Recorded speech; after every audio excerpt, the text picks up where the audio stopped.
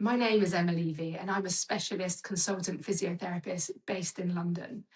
And today I want to talk to you about considering seeing a physiotherapist if you are signed up for a sporting challenge.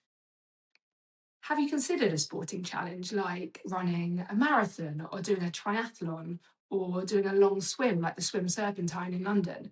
If so, have you considered the need to see a physiotherapist? Because sometimes people wait to see a physiotherapist.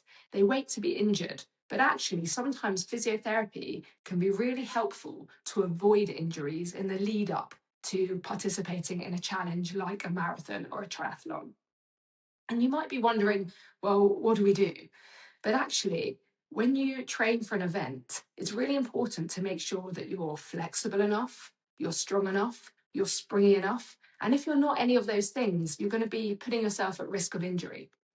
So when you come and see a physiotherapist prior to completing a sporting challenge, we will do a thorough assessment. And in my head, if you were seeing me, I would be looking at flexibility, strength, and biomechanics.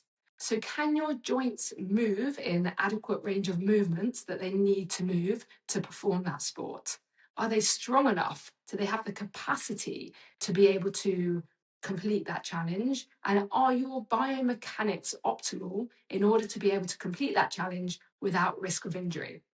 So if we use the example of running a marathon, if you came to see me in advance, I would want to see your training program. I would want to look at the load that you are putting your body under. And I'd be looking at the volume, so how much training you're doing, and also the intensity. So we want to make sure that the volume and the intensity are optimum so that, again, you are not overtraining or undertraining, because that can be a risk. I would initially look at your flexibility. So do you have good flexibility in your ankles, your knees, your hips, your lumbar spine? And we'd even look as high as a thoracic spine. And I would do a little bit of a breathing assessment and see how your ribs moved when you were breathing and check that you were breathing optimally. I would then want to look at the strength. So how is the strength of your muscles and your tendons? And I would do specific strength assessments, again, around the major joints of your lower limbs, so your ankles, your knees, your hips, and I would look at your core strength as well.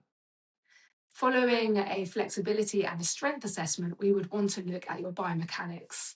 And to do that, we can get you on the treadmill and we can take a video of you running from behind, from the front, from the side, and we can analyze your biomechanics and check that things are of optimal alignment. Because if they're not of optimal alignment, you're putting yourself at risk of injury. We then put it all together. So we put together the knowledge that we have gained from that assessment regarding your flexibility, your strength, and your biomechanics, and we work out a rehabilitation or prehabilitation program. And I would give you some exercises based on the findings from the assessment that you could then go off and do as part of your training program. And my hopes for this is that if you carry out that exercise program, you are significantly reducing your risk of injury when you are doing a sporting challenge. So please do consider seeing a physio before a challenge and not just after, because some of these challenges, they really do put our bodies under a lot of strain. And if you're new to a specific sport as well, it might be a really helpful thing to do to go and see a physio, have a full body MOT, and hopefully you will get through that sporting challenge with no injuries.